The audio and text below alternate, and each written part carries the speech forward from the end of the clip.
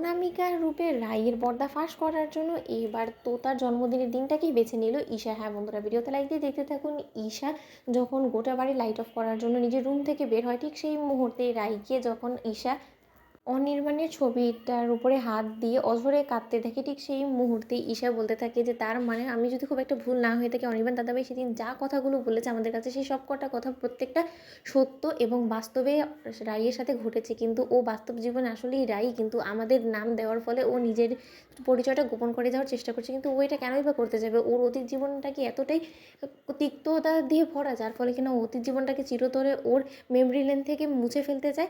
নয়তো বা আসল উদ্দেশ্যটা কি, সেটা কোনো না কোনোভাবে অবশ্যই আমাকে জানতে হবে। কারণ আমি চাই না যে রাইয়ের মতন একজন মানুষের জন্য আমার পরিবারের উপরে কোনো ঝড় বয়ে যাক। অন্যদিকে ঈশা অঞ্জনের কাছে গিয়ে বলতে থাকে যে দেখো অঞ্জন, যে করেই হোক না কেন অনির্বাণ দাদাভাইকে আমাদেরকে সেদিন নেমন্তন্ন করতে হবে, কারণ একমাত্র অনির্বাণ দাদাভাই আছে যে কিনা রাইয়ের সকল পর্দা ফাঁস করতে পারবে। কারণ এক্ষুনি আমি ওর ঘর দিয়ে এগোচ্ছিলাম এবং ওর ঘর দিয়ে যাওয়ার আগে আমার হঠাৎ করে নজর গিয়ে পড়লো যে রাই যে ছবিটাকে ওর বুকে জড়িয়ে ধরে অঝরে কাচ্ছে, সেই ছবিটা আর কারণ না অনির্বাণ দাদাভাই। তাহলে নিশ্চয়ই তুমি বুঝতে পারছো যে অনির্বাণ দাদাভাই যে রাইকে নিজের স্ত্রী বলে দাবি করেছিল সেটা সম্পূর্ণরূপে সত্য, সেটাকে কোনো মতেই মিথ্যে বলে ভাবা যায় না। অন্যদিকে অঞ্জন বলতে থাকে যে ঈশা, তোমার কথাটা যদি সত্য হয়ে থাকে তাহলে অবশ্যই অনির্বাণ দাদাভাই সম্পূর্ণরূপে অনামিকার অতীত জীবন সম্পর্কে জানে এবং সেই একমাত্র মানুষ যে কিনা আমাদেরকে অনামিকার পরিবার অবধি পৌঁছতে পারবে, তাই তো?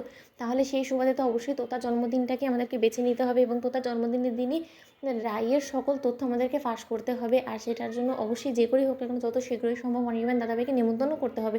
অন্যদিকে অনির্বাণ বাড়ি ফিরে যাওয়া মাত্রই যখন অনির্বাণ ডিপ্রেসড হয়ে যায়, ঠিক সেই সময় অনির্বাণের মা অনির্বাণকে গিয়ে বলতে থাকে যে অনির্বাণ, তুমি কেন অন্য একজন অবিকল রাইয়ের মতন দেখতে একটা মানুষকে নিজের রাই ভেবে এরকম করে নিজেকে কষ্ট দিচ্ছ? বলতে পারো আমাকে? এমনটাও তো হতে পারে যে এই পৃথিবীতে অবিকল সেম দেখতে দুজন মানুষ সৃষ্টি হয়েছে, তাই বলে কি তুমি ওকে নিজের রাই ভেবে তুমি এরকম করে বোকার মতন ওর পেছন পেছন হ্যাংলামো করবে আর ও বারবার করে তোমাকে অপমান করবে? সেটা তোমাকে মেনে নিতে হবে? বলো তো কেন করছো এরকম? বলো তো তুমি।